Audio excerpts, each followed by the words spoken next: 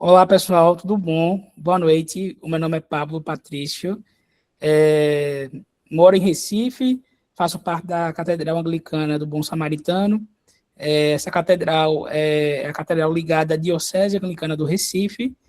E atualmente estou ajudando dentro da construção da nossa juventude diocesana, né? E a partir de conversas com as pessoas que compõem a juventude, a gente achou interessante, nesses próximos meses, a gente tentar fazer uma formação continuada, de apenas 2 horinhas, né, mensal, a partir de temas e demandas que nos aparecem, né? E aí, hoje a gente vai ter um convidado muito especial, com uma pessoa que trabalha bastante aqui com a gente pela juventude, que é o Ulisses. Ele é natural da Paraíba, se eu não estiver enganado, e hoje ele faz parte da missão Bom Pastor. E aí ele vai trazer um pouco da sua experiência teológica, bíblica e experiencial, né? É, é, da relação entre Bíblia e homoafetividade. E aí a gente está gravando essa conversa para a gente costumar colocar isso nas nossas redes sociais para as pessoas que não puderem, né, participar ou não puderem, né? Seja bem-vindo, Ulisses, seja bem-vindo todo mundo, tá? Fiquem à vontade, a casa de vocês, essa casa também é de vocês, sabe? E é isso. Obrigado, Pablo. Obrigado mais uma vez. Muito feliz de estar aqui dessa vez compartilhando um pouco do conhecimento que a gente vai adquirindo, né, no decorrer dos dias. Como o Pablo já muito bem me apresentou, né, me chamo Ulisses, para quem não conhece, eu sou daqui de Campina Grande, na Paraíba, e faço parte da missão Bom Pastor, também ligada à Diocese Anglicana do Recife.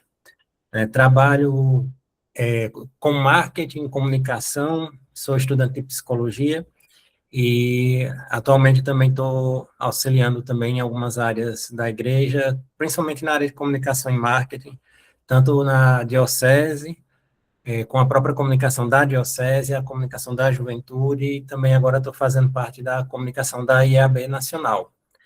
A gente está lá também junto, trabalhando, já começamos esse mês, no início desse mês.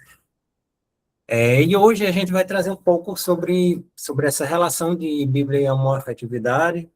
É um tema que eu acho que muita gente já deve ter ouvido muita coisa falar. Talvez alguns pontos que a gente fale aqui sejam repetitivos para alguns, mas é importante também que, se for repetitivo e vocês tiverem algum conhecimento a mais sobre os temas, podem interromper, pode levantar a mão, e toda contribuição é bem-vinda. A gente sabe que a gente não domina tudo, e, claro, sempre vai ter gente que vai conseguir agregar mais coisas. Então, como o Pablo falou também no início, dizendo, vamos ter essa conversa, então que seja uma conversa, que seja algo que a gente tenha liberdade para falar, para abrir, para questionar, perguntar se ficar alguma dúvida, e se a gente souber, a gente responde, se a gente não souber, a gente vai procurar junto a resposta, e se a gente não encontrar, a gente ora a Deus para ele revelar, e assim vai.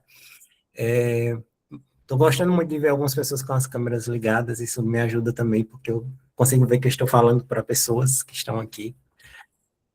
Mas vamos lá, vamos começar. Deixa eu compartilhar aqui minha tela para a gente começar. Olha, a Fernanda apareceu agora também. Deixa eu ver aqui se a gente consegue. Como é que eu faço isso aqui? Peraí. Acho que eu vou compartilhar aqui o.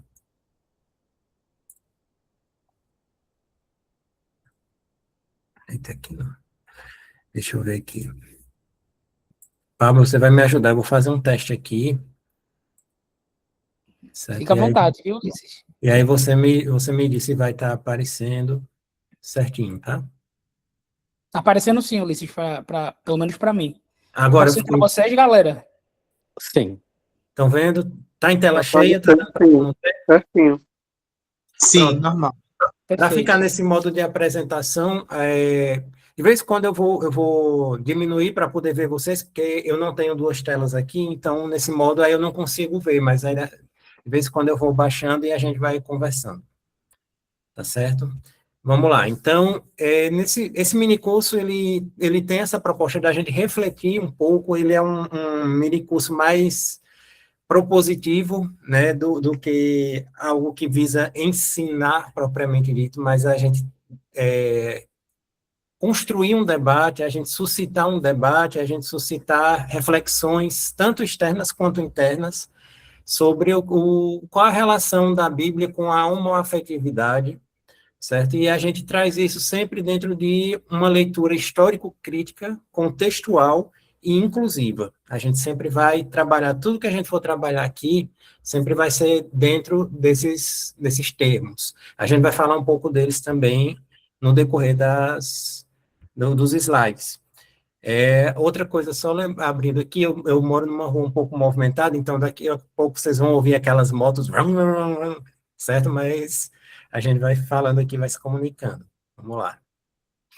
Os objetivos que a gente tem para hoje, qual é? A gente quer compreender um pouco o contexto histórico bíblico, a gente também quer analisar sobre as traduções e interpretações da Bíblia, e revisitar alguns textos que são os mais debatidos, talvez esses textos é que muitas pessoas já tenham ouvido falar, e refletir também sobre o acolhimento e inclusão, sobre aquilo que o próprio Evangelho nos ensina, certo? A gente vai ter 5 módulos nessa apresentação. O primeiro módulo a gente vai falar sobre a leitura histórico-crítica, o segundo a gente vai falar sobre as traduções e interpretações, no terceiro a gente vai falar sobre os chamados textos condenatórios, no quarto a gente fala sobre evangelho e inclusão, e no quinto a gente finaliza e parte para uma conversa mais aberta, um debate, também trazendo a perspectiva anglicana sobre esse tema. E aí, no módulo 1, vamos começar falando sobre a leitura histórico-crítica. Mas o que é essa leitura histórico-crítica? De vez em quando eu também vou virar minha atenção um pouquinho aqui, que eu tenho umas anotações feitas aqui também, tá? Então, vamos lá. O que é a leitura histórico-crítica? Essa leitura, ela surgiu mais ou menos entre o século XVIII, em meados do século XVIII, e ela foi se desenvolvendo e se aprimorando nos séculos XIX e XX. Algumas pessoas aqui já nasceram no século XX, né? Então, a gente consegue observar que é algo que vai estar se aperfeiçoando e ainda continua no decorrer do tempo, certo? A leitura histórico-crítica, ela parte do princípio de que os textos bíblicos, eles foram escritos por seres humanos, né? E em contextos específicos, para audiências específicas, usando convenções literárias que uma pessoa julgou ser melhor para aquele momento naquela escrita, e compreender esse texto bíblico todo, ele exige, portanto, uma compreensão desse contexto, né? A gente tem que entender que tudo que foi escrito na Bíblia, ele foi escrito para uma certa cultura, para um povo, em um tempo, né? E que tinha certos objetivos para serem atingidos. A gente tem um contexto cultural da época, então, quando a gente pega, por exemplo, as cartas às igrejas, lá no Novo Testamento, a gente vai ver que tem culturas específicas que são tratadas dentro daquelas cartas, tem hábitos, tem questões específicas de comportamento também que são para cada pessoa, e do mesmo jeito a gente vê também no Antigo Testamento. Tudo é feito ali direcionado para um povo, em uma época, em um momento da história, e cercado de todo um contexto social e cultural. E a gente também tem um contexto literário, né, que é a forma como foi escrito, né, como a Bíblia foi escrita, como os livros foram escritos. Foram formas que também objetivaram, né, trazer uma comunicação mais assertiva para certos povos, certas pessoas, né, e isso tudo tem que ser considerado quando a gente vai trabalhar com uma leitura histórico-crítica. A leitura histórico-crítica, pelo nome que se fala, né, a gente já vê que é algo que considera o histórico, mas há uma crítica, mas há também uma forma de analisar, verificar e ponderar dentro de certos parâmetros, né, o que se aplica, o que não se aplica, né, dentro das leituras, certo? E aí a gente tem os 5 pilares fundamentais da leitura histórico-crítica. Primeiro é a crítica das fontes, onde a gente vai identificar as fontes originais do texto, ou seja, de onde vieram os textos e como foram compostos. A gente tem também as formas literárias, a gente analisa os gêneros e estruturas usadas, seja lei, os tipos de estrutura, seja tipo de lei, poesia, profecia, narrativa, carta. A gente tem todos esses tipos dentro da Bíblia. A gente também vai entender como os editores finais moldaram os textos, ou seja, a redação, o processo de composição textual. A gente tem uma crítica histórica, quando a gente vai reconstruir o contexto social, político e religioso da época. A gente vai situar o texto dentro do seu tempo histórico. E também a gente tem uma crítica textual, quando a gente vai comparar as cópias, as tradições textuais, ver os manuscritos e identificar variantes e erros de cópia. Sim, existem erros de cópia, né? E isso tudo faz parte desses princípios fundamentais para a leitura histórico-crítica. A gente também pode entender que a Bíblia, ela é uma biblioteca, né? Ela não é um código, ou seja, ela não é apenas, vamos dizer assim, um conjunto homogêneo de um discurso que é aplicado bem definido para um povo, para uma história, para uma época. Na verdade, ela é uma biblioteca, são vários livros, como o próprio nome Bíblia fala, né? São vários livros, e aí, nesses vários livros, a gente tem muitos autores, a gente tem muitos contextos, a gente tem muitos séculos, e a gente tem muitos gêneros literários também que acompanham, como a gente já falou agora. Ou seja, há uma variedade muito grande, há uma riqueza, uma diversidade que torna a Bíblia tão rica, né? Mas, ao mesmo tempo, as pessoas têm essa brecha, digamos assim, de ver algo e tentar adaptar ao seu bel querer, ao seu bel prazer, né? Aos seus objetivos, como a gente vê tantas leituras aí distorcidas, né? E só que isso tudo acontece, tem o ônus e o bônus, mas graças a essa riqueza, a essa diversidade que a Bíblia apresenta para a gente. Aí cabe a gente ter esse bom senso, ter as ferramentas adequadas, ter o conhecimento mínimo adequado, para que a gente faça essa leitura da melhor forma possível, né, considerando tudo que ela tem de variação de identidade de povos, de cultura e de textos. Certo? E aí a gente tem também o desafio da interpretação, né? Quando a gente vê que nem toda lei, lá da lei de Moisés, ela é aplicada hoje, né? Por que nem toda lei é aplicada hoje? Porque o contexto importa. Existe um contexto em que as coisas são colocadas e são explanadas, né? E para a gente ter fé, a gente precisa de discernimento, a gente precisa entender, né, que tudo foi feito com um determinado formato e com um determinado objetivo.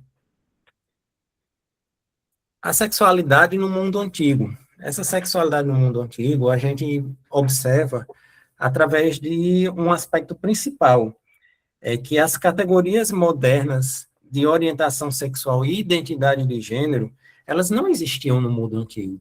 Quando a gente vai falar sobre orientação sexual, sobre identidade de gênero, sobre termos, né, as próprias legendas da sigla LGBTQIAPN+, quando a gente vai falar sobre lésbicas, sobre gays, sobre bissexuais, transexuais, travestis, nada desses temas, nenhum desses nomes, dessas nomenclaturas, existiam na época do mundo antigo.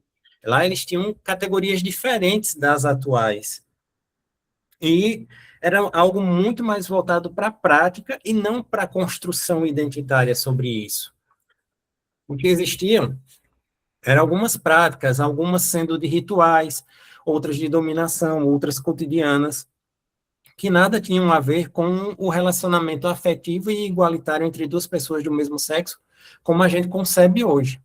Hoje, quando a gente fala sobre identidade e orientação sexual, a gente trabalha muito sobre a relação interpessoal, né? E naquela época não tinha essa concepção, não tinha esse entendimento.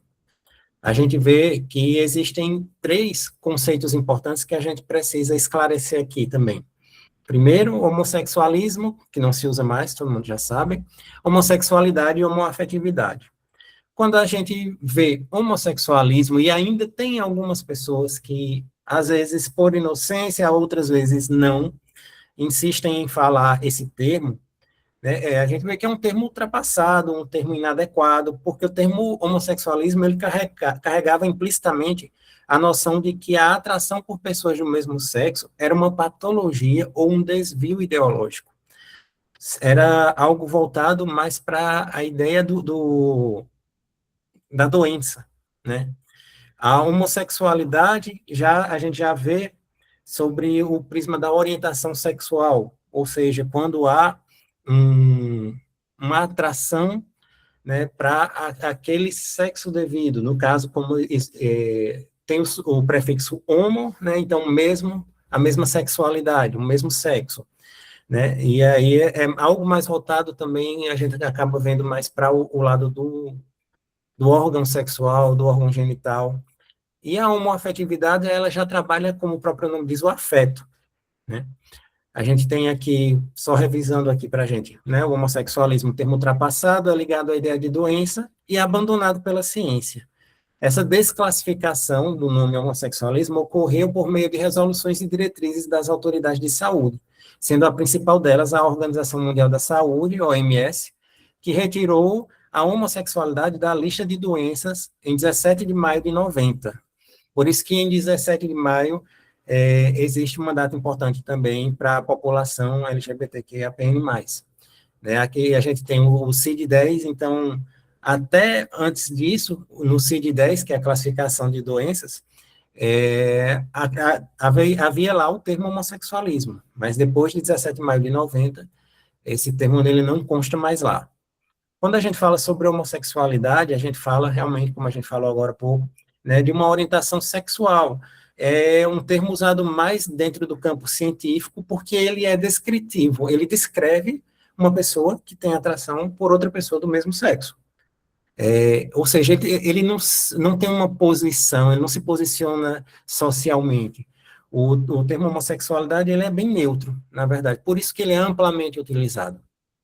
Agora, quando a gente vai para a afetividade, homoafetividade, a gente trabalha muito esse contexto de amor, de compromisso, de fidelidade, de vida compartilhada, né? Esse termo, ele enfatiza a dimensão afetiva, emocional e relacional das uniões entre as pessoas do mesmo sexo.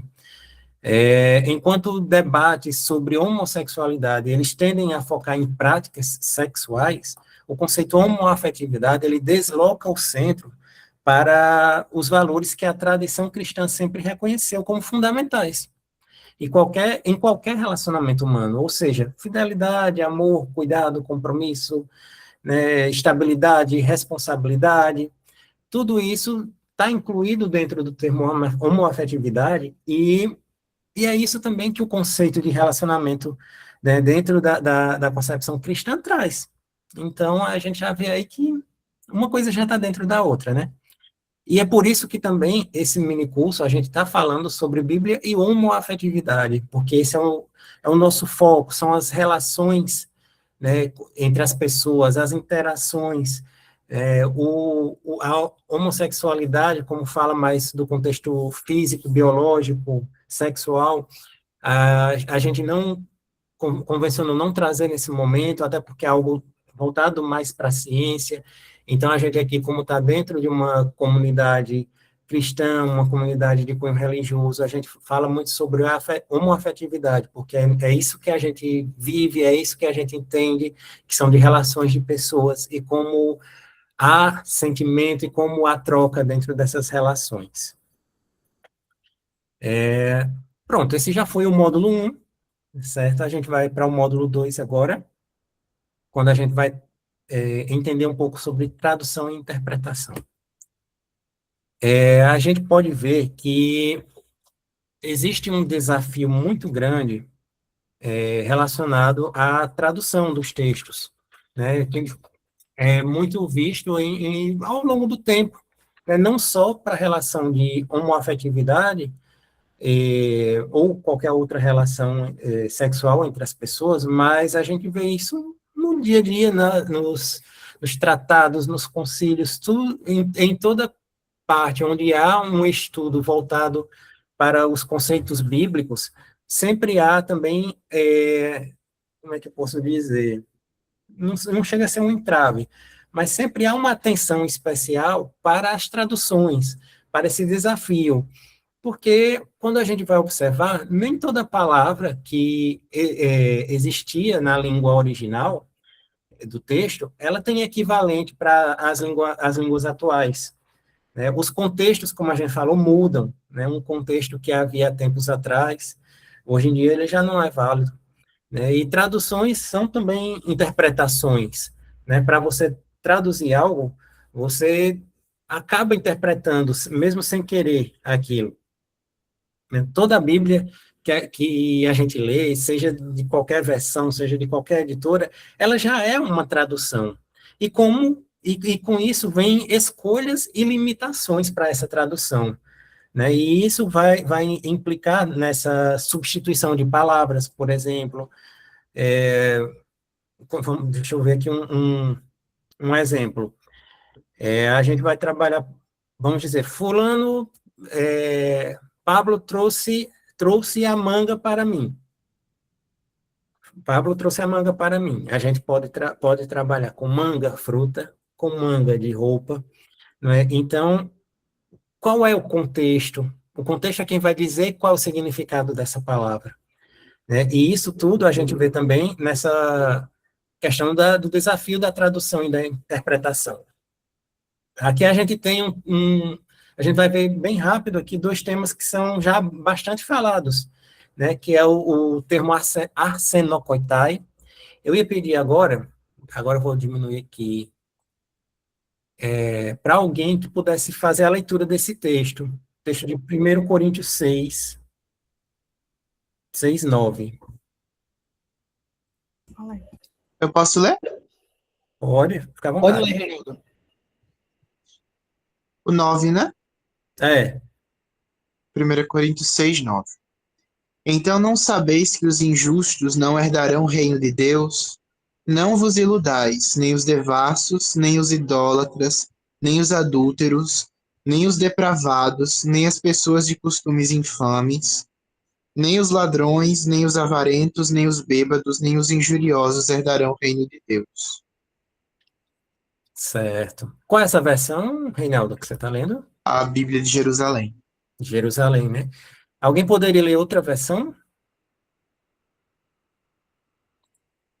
Eu posso ler a pastoral. Vou abrir aqui. Certo.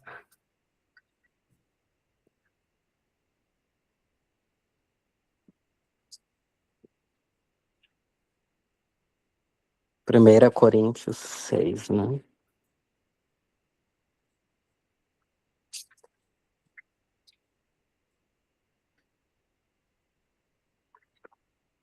Qual é o versículo? 9. Então vocês não sabem que os injustos não receberão em herança o reino de Deus? Não se iludam. Nem os imorais, nem os idólatras, nem os adúlteros, nem os afeminados, nem os que praticam relações homossexuais. Olha aí, a gente já vê outra leitura, né? Inclui afeminados e os que praticam relações homossexuais. A gente... e aí, se a gente for para as outras versões, incluindo as versões evangélicas, tudo, a gente vai ver também várias modificações, várias alterações nesse texto, né? E a gente observa que tudo aqui vai muito de como as pessoas colocaram esse texto, né? Como colocaram essa tradução, né? A gente pode observar, deixa eu voltar aqui para ele, a gente pode observar que esse termo arsenokoitai, ele traz em diferentes traduções da seguinte forma. Na Bíblia de Lutero, 1534, aí tem essa palavra aí que eu não vou me atrever a ler, né, que significa estuprador de meninos. Quando a gente vai para a Bíblia King James, de 1611, a gente tem abusadores de si mesmos com a humanidade. Quando a gente vai para a versão standard revisada em 1946, aí sim, pela primeira vez, é que o termo homossexual aparece em qualquer Bíblia. Quando a gente vai para NIV ou NIV, né, da gente, a gente vê textos homens que fazem sexo com homens. Olha a diferença. E na Bíblia do CNBB a gente tem a expressão sodomitas, né, que por si só já é outra questão que a gente vai falar um pouquinho mais para frente. Mas vocês veem que, assim, quando no texto de um traz depravados, traz afeminados, homossexuais, e aí vão variando diversos termos, mas é tudo para uma palavra só, que é essa arsenokoitai. Então, existe essa variedade, né, de formas de observar, de ler essa palavra, e aí vai também da cultura, como a gente falou, das pessoas. Se a gente está lendo, se a gente está observando uma pessoa, por exemplo, de uma cultura extremamente conservadora, é claro que ela vai fazer uma leitura de uma palavra. Se a gente vai para uma pessoa de uma linha progressista, bem de esquerda, digamos assim, a gente vai ver que ela vai fazer outra leitura. Isso eu estou trazendo para grupos sociais de hoje em dia, né? Se a gente vai para uma pessoa com um nível acadêmico lá em cima, ele já vai fazer outra leitura dessa palavra, né? E aí a gente vai observando e vai dizendo assim, e aí? Né? Qual é a tradução certa? Aí a resposta é, não tem uma tradução certa. Aí vai da gente usar o método histórico crítico e entender o contexto, entender como aquilo foi escrito, em que época foi escrito, certo? E aí a gente vai também para outro termo que aparece, o malakoi. Deixa eu só apagar aqui. O malakoi, ele também é uma palavra que foi usada para descrever covardia, preguiça, falta de autocontrole, luxúria, mas raramente ela aparece com um sentido especificamente sexual. A gente pode ver que tem aí uma tradução como literalmente suave, tem esse significado variável, e ainda existe um debate acadêmico muito grande sobre isso, porque quando a gente usa em um contexto sexual nos escritos antigos, malakoi geralmente se referia ao papel do passivo em práticas de dominação, situações de exploração e não de relação consensual igualitária. Lembramos sempre que a gente está trabalhando Bíblia e homoafetividade.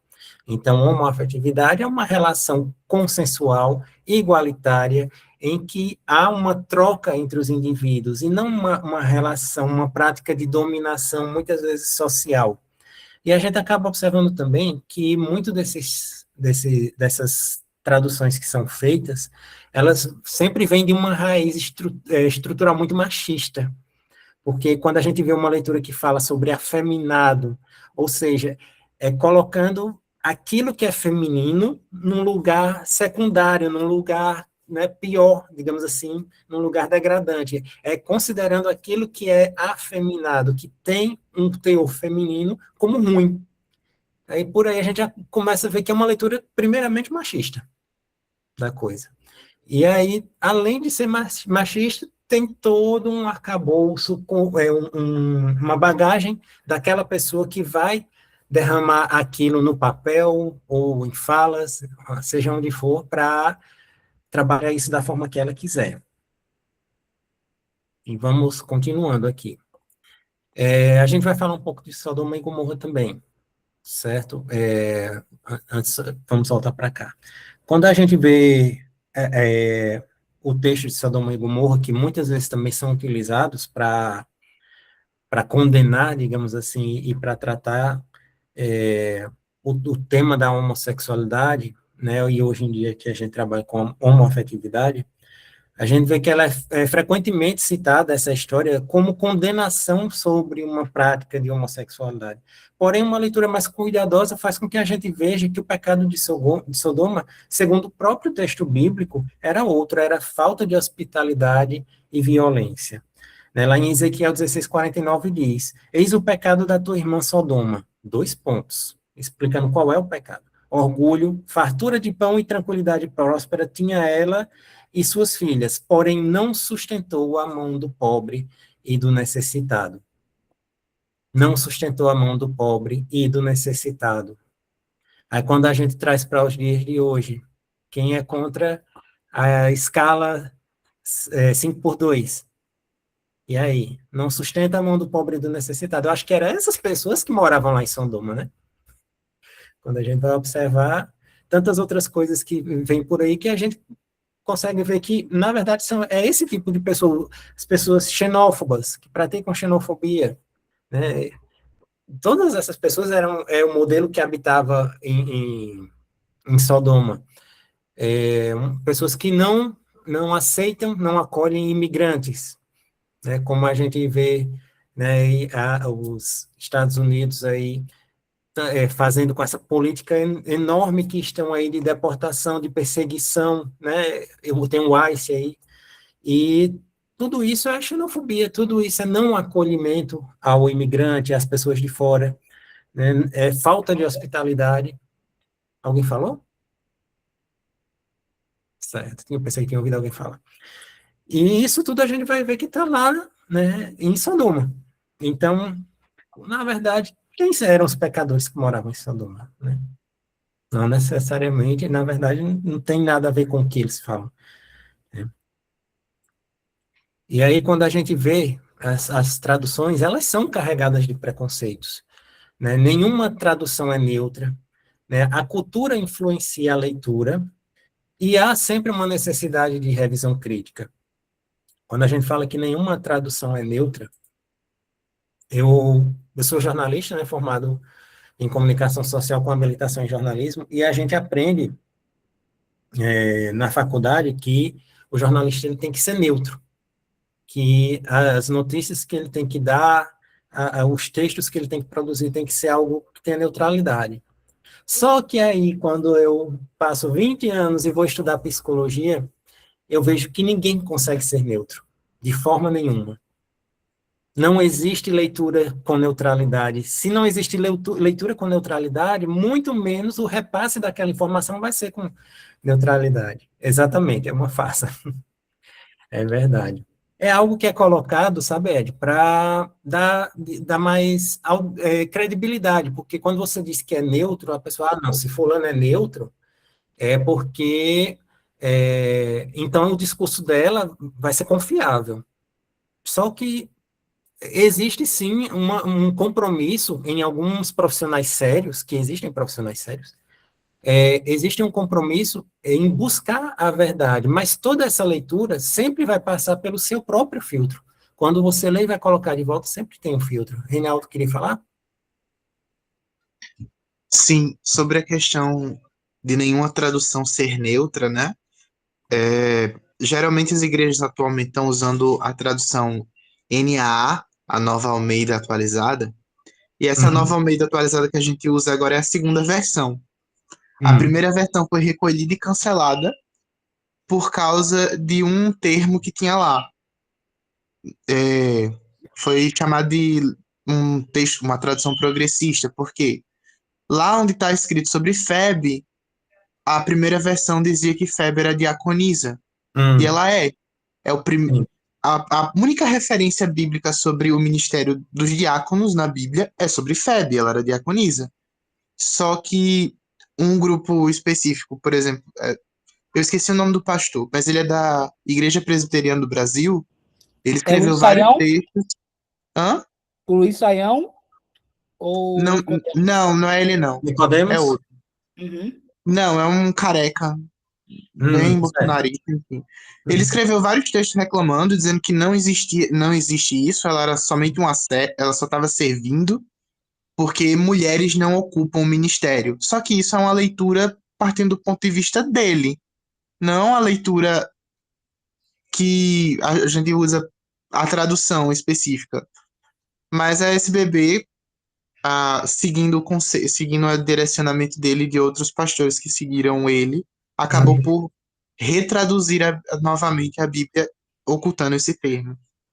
Ou seja, está atendendo a um pressuposto de uma pessoa, né? Aquela pessoa, ela tomou para si esse pressuposto de que não existe, de que não é por conta da leitura dela, ela fez uma interpretação com a bagagem que ela tem e quer impor isso a todas as outras pessoas. E aí muda-se, né?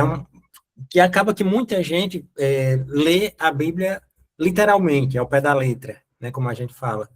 E eles se aproveitam disso porque a única coisa que eles conseguem mudar é a letra, né?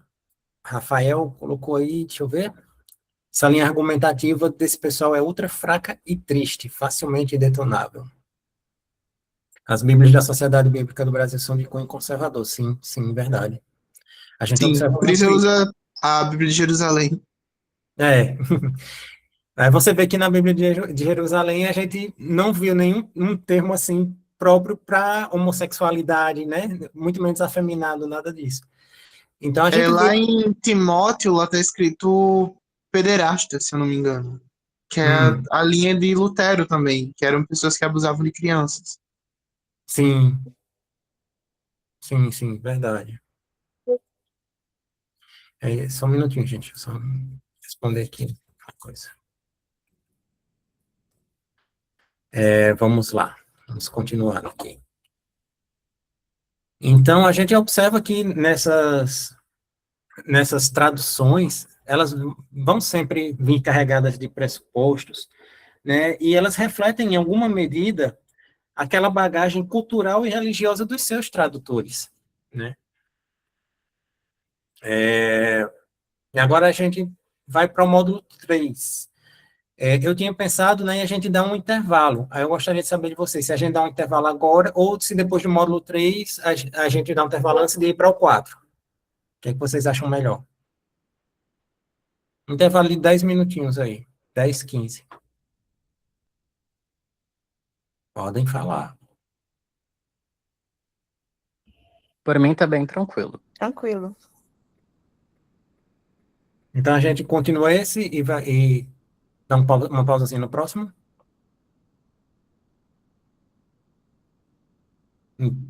Já o silêncio, vou entender o silêncio como uma concessão. Então, melhor ir direto até o fim, Ed. Vamos ver se o pessoal aguenta. Na verdade, assim, não é um mini curso tão grande, né? A gente traz e tem algumas coisas que eu vou passando mais rápido porque são coisas até que a maioria do pessoal já viu, tá certo? Mas então vamos seguindo aqui. Qualquer coisa, se precisar, a gente para, certo? A gente vai trabalhar agora os textos mais citados, ou seja, os chamados textos condenatórios, certo? Aí eu vou pedir, a gente tem aqui tem 5 textos. Na verdade, são 6, mas é porque tem um que complementa o outro, que é o de Coríntios, tem outro junto que complementa ele. Mas vamos trabalhar primeiro esse de Gênesis, do 1 a 11. Eu vou falar aqui do contexto, não precisa a gente ler ele no momento, né, mas a gente vai falando sobre o contexto do texto, e se precisar a gente lê alguma parte dele, tá? Gênesis 19, 1 a 11 falando sobre o caso que a gente falou agora há pouco, de Sodoma, né? E aí traz, nesse caso, deixa eu só pegar aqui umas anotações que eu fiz sobre isso. A gente vê que nesse texto de Sodoma e Gomorra, ele descreve aí uma tentativa de estupro coletivo, né, por uma multidão violenta, ou seja, um ato, como a gente falou, de dominação, de violação da hospitalidade, né, e sempre é algo não consensual. Quando a gente vê nos versículos 4 e 5, ele diz assim: antes de se deitarem, os homens da cidade, os sodomitas, rodearam a casa, desde o jovem até o velho, todo o povo de todas as extremidades, e chamaram Ló, e disseram-lhe: onde estão os homens que vieram a ti essa noite? Traze-os para fora a nós, para que os conheçamos. Né? Em algumas traduções, a gente já vê que essa palavra conhecer seria no sentido de manter uma relação sexual, né? E aí a gente vê que a gente já vê que surge aí a palavra sodomita, né? Os sodomitas que vieram para tentar fazer esse estupro com os anjos que estavam na casa de Ló, e eles chegam ali, mas não é no sentido de ter prazer com aqueles seres, né?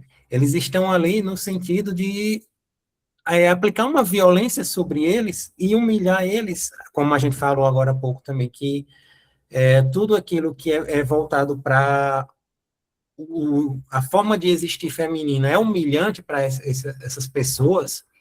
Então, assim, quando você usa um corpo de outra pessoa, isso aí eu estou falando na linguagem deles, tá, gente? Não, eu não estou afirmando isso. Quando você usa o corpo de outra pessoa como mulher, você está humilhando. Então, é essa a intenção deles. Vamos pegar esses anjos, porque eles viram, eles não sabiam quem eram, era de fora, já vem xenofobia aí também, e querem manter relações para fazer praticar uma humilhação pública com esses homens que eles não sabiam que eram anjos, né? E aí a gente observa que, na verdade, nada tem a ver com a homoafetividade. Está em Juízes 19, né, Rafa? Isso aí. A gente vê que nada tem a ver com homoafetividade. Esse trecho, quando fala para que os conheçamos, o verbo, pelo menos aqui está iada, não sei se a pronúncia é essa mesmo.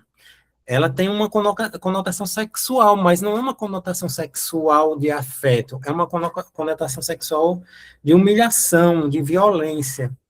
Então, realmente, aí eles queriam praticar, né, um estupro coletivo. Quando a gente vai agora para Levítico 18, 22 e 23, né, 18 e 22 ele diz, né, não te deitarás com um homem como se deita com uma mulher, isso é abominação. Olha aí, como se deita com uma mulher, isso é abominação. Esses textos de Levítico, eles fazem parte de um código de santidade. Deixa eu abrir aqui. Eles fazem parte de um código de santidade, um conjunto de leis espirituais, na verdade, de leis rituais que são destinadas para distinguir Israel das nações vizinhas. Eles colocavam leis para orientar certos costumes que os diferenciariam de outros povos. A palavra hebraica para abominação é toevá, não sei se pronuncia assim também, mas ela é usada no Antigo Testamento para descrever violações de pureza ritual, ou seja, não são pecados morais universais. O mesmo termo que usa aqui esse toevá, ele é usado também quando fala que é abominação comer camarão, quando fala que é abominação usar roupas de tecido, dos tecidos mistos. Então, assim, como é que você vai dizer que uma palavra que é usada para dizer que é abominação comer camarão, que é abominação usar dois tecidos, você vai dizer que ali é uma regra moral sobre relações sexuais entre duas pessoas, né? E continuando, a gente chega a Romanos 1:26. Só abrir aqui. Romanos 1:26 é um texto bastante conhecido também, e se não me engano, acho que é o único texto que ele traz o feminino, né, não o texto condenatório, falando sobre mulheres, né, o ato da mulher, né, quando ele diz, por isso Deus os entregou a paixões infames, porque até as suas mulheres mudaram o uso natural em outro contra a natureza, e semelhantemente os homens, deixando o uso natural da mulher, se inflamaram em sua concupiscência uns para com os outros. A gente vê que esse é um dos textos mais substanciais no Novo Testamento sobre esse tema. Ele usa como exemplo da corrupção humana resultante da idolatria pagã, e não como condenação para pessoas homossexuais homoafetivas. Essa fala de Paulo sobre esse tema, ele tem uma preocupação muito grande em uma pureza ritualística contra a idolatria. E aí, quando você trabalha contra a idolatria, você está argumentando contra a idolatria, você não está direcionando, mais uma vez, a uma regra moral de afeto, de sentimento entre duas pessoas. Quando ele fala aqui do conceito contra a natureza, Paulo não está usando algo de natureza imoral. Ele usa a mesma expressão para descrever a salvação dos gentios como enxerto contra a natureza. Quando ele diz que os gentios foram enxertados em Cristo, ele usa essa mesma expressão contra a natureza porque ele diz que os gentios, Cristo nos colocou como gentios, né, dentro da promessa, e aquilo não é contra a natureza porque é algo, vamos dizer assim, que não veio do objetivo inicial. E quando a gente vê aqui também, Paulo falando com esse mesmo termo, a gente vê que ele está trabalhando aqui a questão das pessoas estarem se entregando a esses atos sexuais contra o objetivo inicial do ato sexual, que é a troca de afeto, a intimidade entre duas pessoas. Eles estão usando aquilo como ato de idolatria. Então, essa é a preocupação maior de Paulo sobre isso. E é tanto que o argumento de Paulo, quando chega em Romanos 2:1, ele diz assim: portanto, és indesculpável, ó homem, todo aquele que julga, pois ao julgares o outro, a ti mesmo te condenas. Ou seja, o texto, na verdade, é uma armadilha retórica contra quem julga.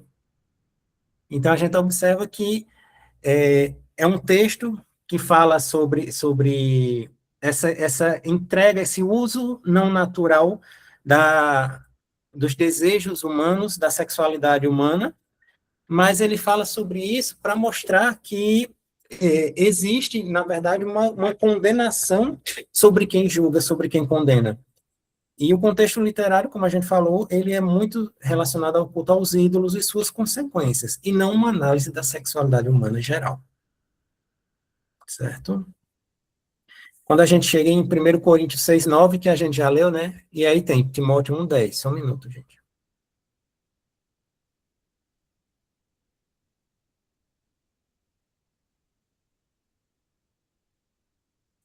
A gente vê que esse texto, né, como a gente já viu lá, quando a gente leu sobre Malacó e Arsenocoitai, eles têm significados incertos e disputados.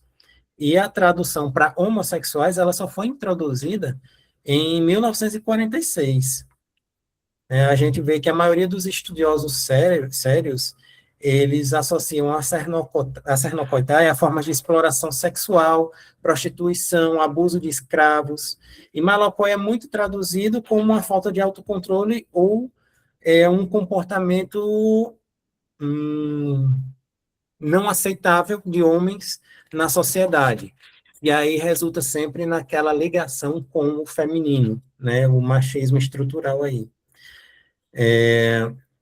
A gente vê que esses temas, eles são sempre colocados nessas traduções que muitas vezes divergem, né, e a gente acaba observando que é necessário uma leitura histórico-crítica, é necessário que a gente observe o contexto e como foi colocado aquilo para as pessoas daquela época, para que aí a gente possa ter esse entendimento de como aplicar hoje em dia.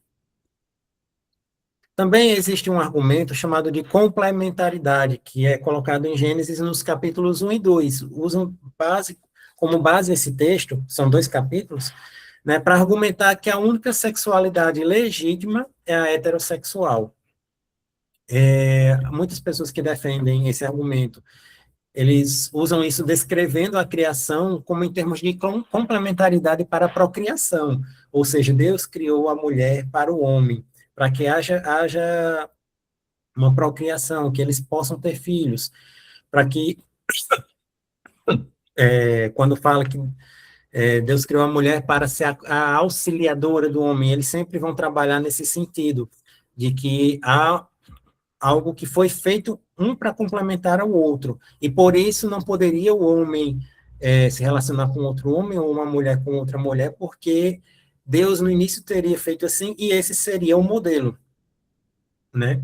Mas a gente observa que quando traz esses textos e esse argumento, a gente vê que existe sim ali um modelo que foi colocado, mas em nenhum momento existe uma determinação de que esse é um modelo universal e que exclua todos os outros modelos de relação.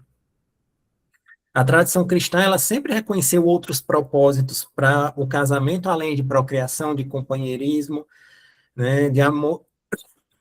Existe também o amor mútuo, a santificação, a busca, né, de composição de uma sociedade. Então, a gente vê que, sem a impossibilidade da procriação, o que eles dizem é que isso invalidaria o relacionamento. E aí, quando a gente vê isso, que se não existe... Deixa eu só tomar uma água aqui.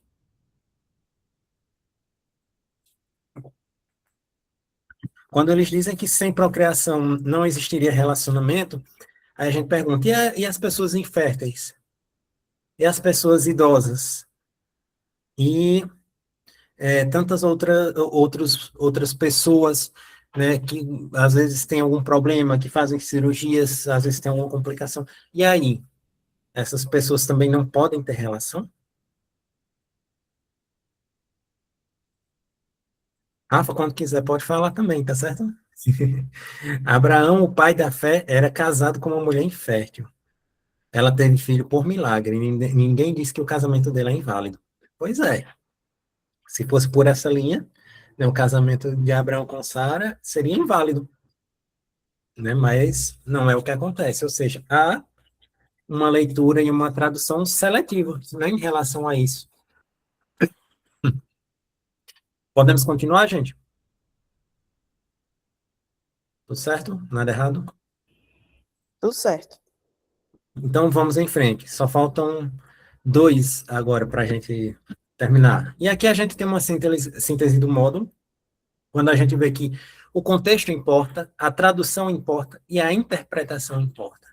A gente precisa ter contexto, a gente precisa entender como foi traduzido o texto e a gente precisa interpretar aquilo, ou seja, fazer essa análise histórico-crítica. No módulo 4, a gente vai falar um pouco sobre evangelho e inclusão.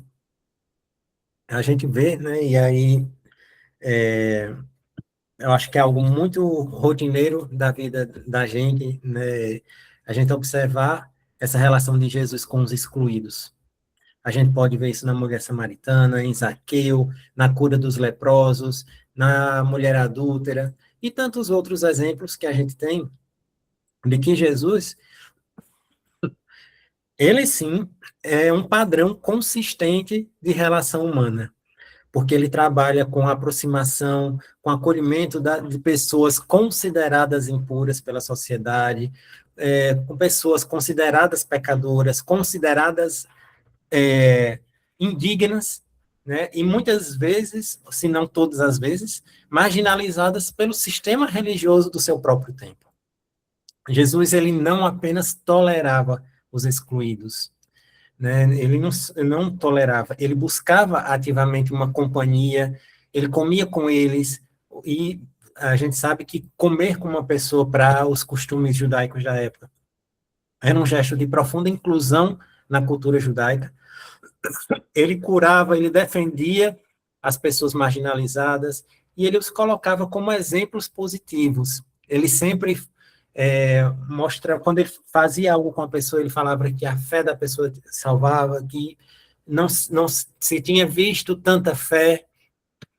Então, ele sempre traz essa ideia de trazer para perto, de acolher, né, muito mais do que aceitar, quando a gente vê que algumas pessoas, não, mas a gente aceita os homossexuais. Aceitar aquilo, assim, eu estou aqui na minha, você quer vir, tá, eu lhe aceito. Mas acolher é diferente. Acolher, você abraça, você está junto, você começa a exercer ali uma relação até de simbiose, né, com a outra pessoa. Então, por isso eu também acho bem melhor quando a gente fala sobre acolhimento. E aí, um exemplo que a gente tem também é o servo do centurião, ou seja, o centurião e seu servo, né? Nesse episódio que a gente vê no Evangelho, o centurião romano, ele pede a Jesus que cure o seu servo, né? Para que está longe. né? E quando ele fala sobre servo, ele usa a palavra pais, que pode significar menino, criado de estimação ou até amado, né? A gente observa que esse centurião, ele tem uma posição, né, de destaque na sociedade, mas em certo momento ele sai dessa sua posição, ele entra no meio da muvuca, entre aspas, causada por Jesus, para poder procurar aquele homem que fazia milagres, e ele vai lá pedindo para que Jesus cure, né, o seu servo, né? E a gente observa que existe digamos assim, ele não ia fazer isso por nada, ele não ia fazer isso se esse servo dele fosse simplesmente servo, né? A gente está falando a palavra servo, mas quando a gente vê que ele usa a palavra paz, pode significar meu menino, cure meu criado de estimação, ou até cure o meu amado, né? E a gente observa isso. Haviam também indicadores de que o centurião e esse servo, esse menino, esse amado, ele tinha esse relacionamento afetivo, né, que era comum em oficiais da época do Império Romano.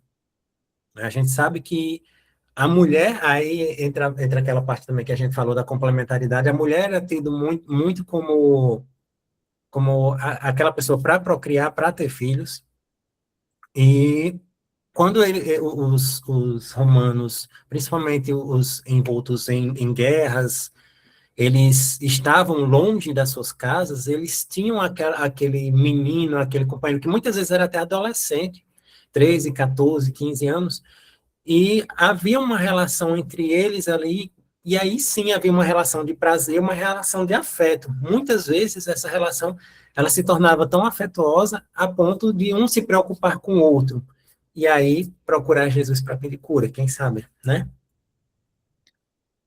Vamos lá. Só que observando também que quando o centurião ele vai pedir essa cura, Jesus ele não questiona o relacionamento. Jesus simplesmente cura à distância, elogia a fé do centurião como uma das maiores fés que ele encontrou em Israel. Jesus não perguntou, mas o que é que você tem com esse menino aí? Jesus não perguntou isso. Na verdade, Jesus ele nunca faz perguntas sobre a vida sexual das pessoas que ele cura ou acolhe. Se a gente for procurar, não vai ter nenhum momento lá Jesus perguntando: você é hétero, você é bi, você é gay, você é trans? Não tem. A gente não vê isso, porque é, eu vi uma entrevista um tempo desse do Caio Fábio, e ele fala que isso para Jesus nunca foi uma preocupação, nunca foi um tema.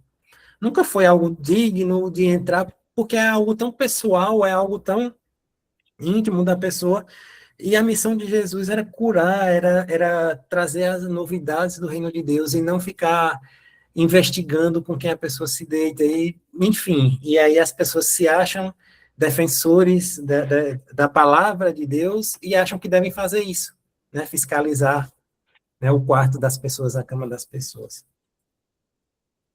E aí, quando a gente vai avançando aqui, a gente vê que em Mateus 22, do 37 ao 40, a gente observa o grande mandamento de Deus, né, que se resume em duas coisas. Né, o texto ele diz assim: amarás o Senhor teu Deus de todo o teu coração, de toda a tua alma e de todo o teu entendimento. Este é o grande e primeiro mandamento. O segundo, semelhante a este, é: amarás o teu próximo como a ti mesmo. Desses dois mandamentos dependem toda a lei e os profetas. Quando o escriba pergunta a Jesus qual é o maior mandamento, Jesus diz isso. Olha, se quer resumir tudo que eu fiz, quer resumir tudo que eu falei, é amar a Deus sobre todas as coisas e amar ao próximo como a ti mesmo. Não foi algo ser hétero, não foi algo ser fiscal da vida íntima das pessoas, não foi nada disso. E se a gente tem esses dois mandamentos, esse grande mandamento com 2 pontos, na verdade, como critério hermenêutico, a gente consegue ver que para Jesus o amor de Deus e ao próximo é o fundamento de toda a interpretação bíblica. Qualquer leitura que produza exclusão, humilhação, morte, como tem produzido algumas interpretações por aí, deve ser questionada à luz desse critério, ou seja, a gente tem que pegar esse grande mandamento e usar ele como filtro, né? Se existe algum texto, se existe alguma versão, se existe algum argumento, se existe alguma pregação que não passe nesse filtro de amar a Deus e de amar ao próximo, deve ser revisto. Vamos lá, continuar aqui. Quando a gente chega em Gálatas 3:28, a gente observa que Paulo diz que não há judeu nem grego, não há escravo nem livre, não há homem nem mulher, porque todos sois um em Cristo Jesus. A gente vê esse versículo que é frequentemente chamado como uma carta magna da igualdade cristã. Aí Paulo dissolve todas as fronteiras que o mundo antigo usava para classificar e hierarquizar as pessoas. Todas as caixinhas em que a sociedade do mundo antigo colocavam as pessoas, Paulo chega aí e desmancha tudo e diz, não há nem grego, não há escravo, não há judeu nem grego, não há escravo nem livre, não há homem nem mulher, porque todo mundo é igual, né? E a gente observa isso quando a gente vê que teólogos que tratam do acolhimento, da inclusão, eles argumentam que o princípio aqui articulado é que em Cristo todas as distinções excludentes, elas são superadas. Em Cristo todas as barreiras, todas as caixinhas são retiradas. E isso se aplica igualmente às distinções sobre orientação sexual e identidade de gênero. Se a gente vê que Jesus ele passa uma régua e depois de Jesus vir na Terra não existe mais diferenciação, porque no caso da homoafetividade haveria também. A gente observa que há uma colocação do ser humano como uma imagem de Deus, né, como uma pessoa com dignidade, uma pessoa que tem valor, que existe valor e que merece respeito. A gente observa que quando chegam em outros momentos, em textos bíblicos, que a gente observa, como, por exemplo, quando Filipe batiza o eunuco, né? É um ser humano, o eunuco é um ser humano que, pela lei de Moisés, o ano antigo, né, ele estava explicitamente excluído do povo de Deus, da Assembleia de Deus, digamos assim. Mas o Espírito de Deus que estava agindo naquele momento com Felipe, ele não, na verdade, ele não faz objeção alguma, ao contrário, ele impele Felipe para aquilo, para que Felipe batize, né, e para que haja ali um encontro sem nenhum questionamento, sem nada sobre a posição social dele, digamos assim. Deus, ele devolve dignidade aos olhos de Deus, há uma dignidade devolvida para aquela pessoa, né, que se consideraria tão indigna. Teve um caso, há um tempo atrás, eu coordenava um grupo de oração, e eu lembro que em uma das reuniões da gente, chegou uma menina lésbica, e a gente observou que durante a gente fazia reunião em círculo, e eu observei que durante a reunião ela só ficava calada e de cabeça baixa. De início eu olhei aquilo e disse, deve ser o jeito dela mesmo. Só que quando chegou no momento que a gente foi fazer uns pedidos de oração, primeiro ela levantou a mão assim, posso falar? E eu, claro, pode falar, mas eu vi que ela estava reticente ali, e ela disse, eu gostaria de pedir oração, porque eu não consigo orar. Eu queria que vocês orassem pelo que eu quero pedir. E aí, naquele momento, eu olhei assim, rapaz, espera aí, vamos parar um pouquinho aqui a reunião. Por que você não pode orar? Não consegue orar? Ela disse, não, porque por conta da minha orientação sexual, eu sofri muitas violências psicológicas e eu ainda acho que eu não sou digna de falar com Deus. Eu acho que primeiramente Deus não vai ouvir minha oração e depois que eu nem mereço abrir a boca para falar com Ele. Aí Vocês já devem ter ouvido algo. Sua antiga igreja era assim, né, Júlia? Vocês já devem ter vivido ou, ou ouvido algo assim. E imagina o tamanho do sofrimento de uma pessoa dessa, né? O quanto ela foi calada, o quanto ela foi silenciada, né? E isso é amor de Deus? Reinaldo, pode falar. Eu me lembrei de duas situações. A primeira foi do último culto online que teve da ISLB, daqui do Nordeste, da nossa UP. A pastora Franciele, que é a pastora lá de São Luís, ela recebeu uma colega de faculdade dela no culto, que é lésbica, casada há vários anos, vinda de um lar pentecostal muito conservador. E depois de visitar alguns cultos, alguns encontros da ESLB, Hum. ela foi conversar com a pastora e ela disse: Eu ainda sinto que eu não mereço estar aqui. Não importa o quanto vocês me acolham, não importa o quanto você me diga que a minha vida não é um pecado, que eu não sou um pecado que anda e fala, que o meu afeto é válido diante de Deus, eu continuo sentindo a mesma dor que eu sentia antes. Olha só. E outra situação foi um amigo meu, uma pessoa que eu conheço, que quando ele falou comigo que queria buscar a igreja, eu orientei ele a ir na igreja anglicana. Não tinha não tinha a minha igreja aqui ainda. E aí ele disse: "Não, na anglicana eu não vou de jeito nenhum". Eu perguntei por quê? Não entendi. Aí ele disse: "Porque os meus pais são de uma igreja anglicana e o pastor de lá quis fazer cura gay comigo, fazer terapia de conversão com ele algumas vezes. E ele ficou muito traumatizado. Eu descobri depois que é da outra igreja anglicana, Sim, etc. Mas mesmo assim ainda ficou muito esse peso nele. Ele não consegue é, vincular algo positivo. E me faz refletir muito em relação a isso. Como é que essas pessoas transmitem tanto ódio, causam esses traumas nos outros e se deparam com com os textos bíblicos de amor, de acolhimento, das obras de misericórdia de Deus em Mateus 25 e se sentem confortáveis com isso? Não faz sentido para mim. não faz mesmo não. Olha, José falando também que participou de Cura Gay, infelizmente. É, é muito frustrante mesmo, é verdade.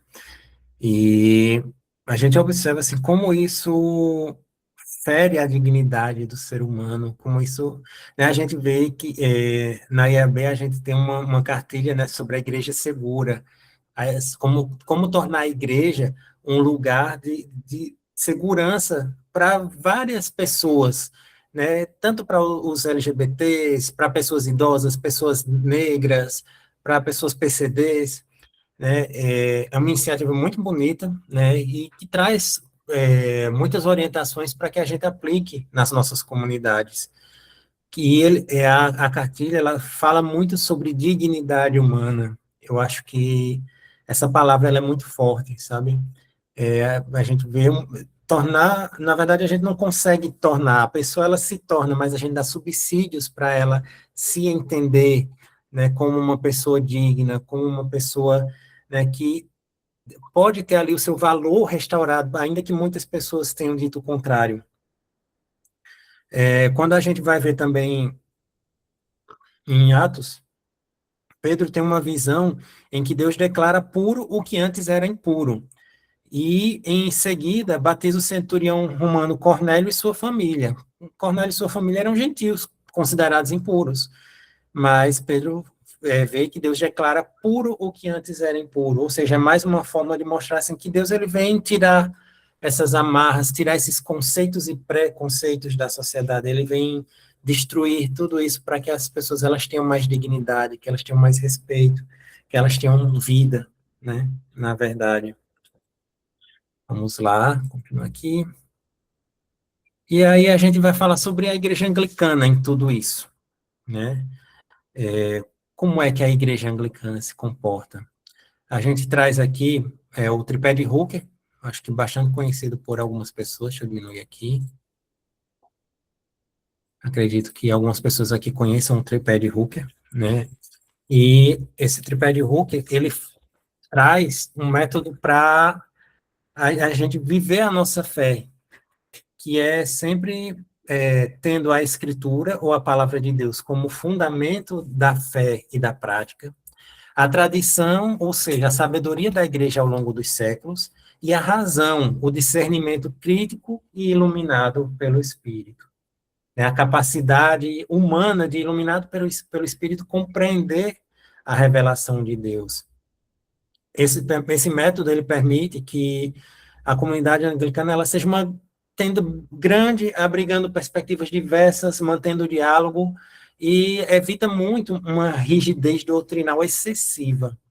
É exatamente isso também que o método histórico crítico traz, né? E é isso que tem permitido, ao longo do tempo, né, um processo de discernimento sobre a população LGBT nas últimas décadas.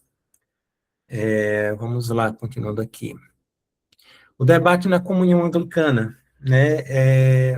A comunhão anglicana, que é a organização internacional, né, que abriga várias igrejas, dentre elas a IAB, tá, faz parte da comunhão anglicana, né, e desde os anos 70, que o debate sobre a população LGBT tem sido um dos temas mais significativos dentro da comunhão anglicana, e também um dos mais dolorosos, a gente pode dizer assim, né? A gente tem uma diversidade de posições, um debate global, existem caminhos diferentes que vão sendo trilhados, né? E quando a gente vê alguns marcos recentes, né, na Igreja dos Estados Unidos, em 2003 foi realizado o primeiro casamento gay e também foi ordenado o primeiro bispo gay.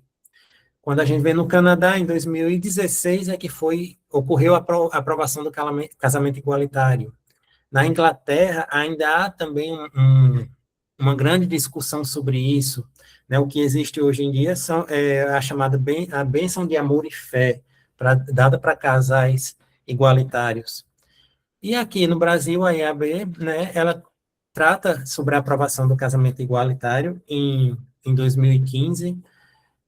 Rafael, não sei, você já estava na igreja, Rafael, em 2015, Anderson também estava, né, Anderson?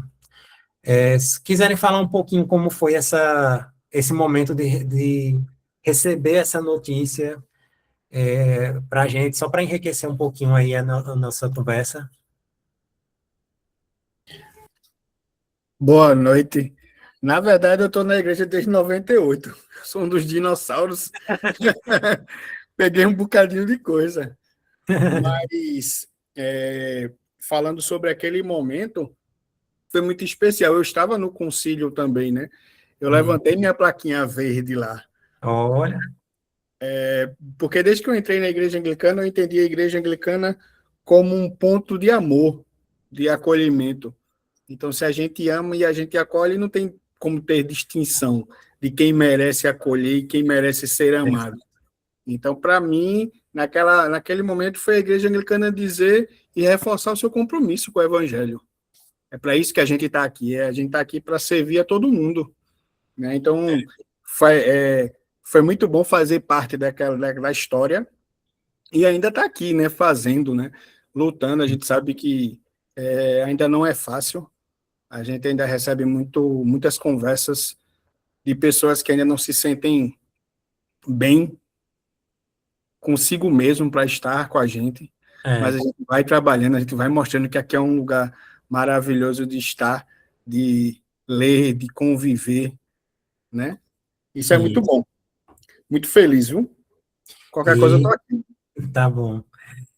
Pois pronto, Anderson aí foi testemunha ocular desse momento e ativa também, né? Fez a sua parte também lá, né? Para que esses avanços aconteçam. E é importante ressaltar também que o fato de haver essa aprovação, de o Conselho aprovar o casamento igualitário, não quer dizer que ficou tudo às mil maravilhas. Existem linhas, existem grupos que ainda são, né, têm oposição sobre isso, e é um trabalho que vai se construindo ao longo do tempo. Isso que a gente está fazendo aqui, pensando sobre isso, refletindo, trazendo ideias, é parte também desse trabalho, porque acredito eu e espero eu que a partir daqui haja uma replicação desses temas e uma elaboração melhor do que eu consegui elaborar, para que repassem também para as outras comunidades, porque ainda existe muito trabalho a fazer. Não quer dizer que a maioria que está aqui, né, nós temos pessoas de outras igrejas, mas que por fato da gente ser da EAB e a EAB aprovar, está tudo, está ótimo, pronto, vamos ficar bem de boa aqui. Não, não, não. E mesmo dentro da igreja da gente existe isso que a gente tem que combater e sempre trabalhar, e fora principalmente, fora nem se fala, né? Com essa onda conservadora tomando aí o mundo todo, né? A gente tem que trabalhar muito para que a gente possa promover um mínimo de dignidade para as pessoas. Vamos continuando aqui, a gente já está terminando. A experiência da IAB, como a gente já falou, né, a benção de uniões homoafetivas, o acolhimento pastoral, um discernimento contínuo sobre o tema, e a Igreja Segura, aquilo que a gente falou, aquela iniciativa sobre a Igreja Segura, a cartilha, né, sobre esse tema. Quando a gente fala sobre fundamentos da inclusão, né, dentro da nossa igreja, a gente tem a dignidade humana, porque toda pessoa é criada à imagem de Deus e possui dignidade inviolável.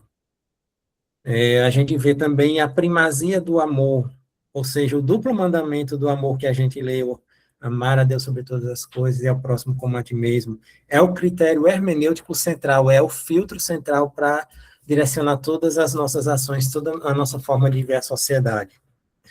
O Espírito Santo, a obra do Espírito Santo, que guia a igreja a novos entendimentos ao longo da história, né? É uma tradição em desenvolvimento. A igreja, ela sempre releu as tradições, ela sempre trouxe a sua bagagem, sempre lida à luz do Espírito Santo, né? Como a gente pode ver a questão do papel das mulheres, a escravidão mesmo, os povos escravizados, né, o tratamento dos povos originários.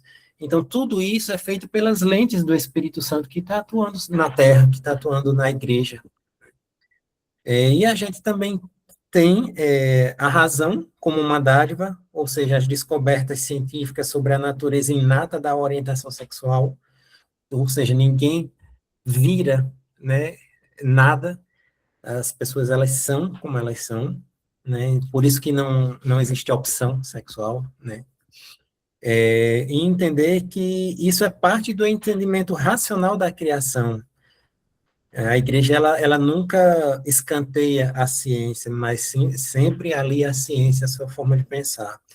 E, assim, o mais, que deveria ser o mais óbvio, né, mas a gente sabe que muita gente não vai por esse lado, que é o próprio exemplo de Jesus, né, um padrão de conduta, né, que é consistente em apoio, em acolhimento a todas as pessoas que precisam, aos excluídos, né, aos marginalizados.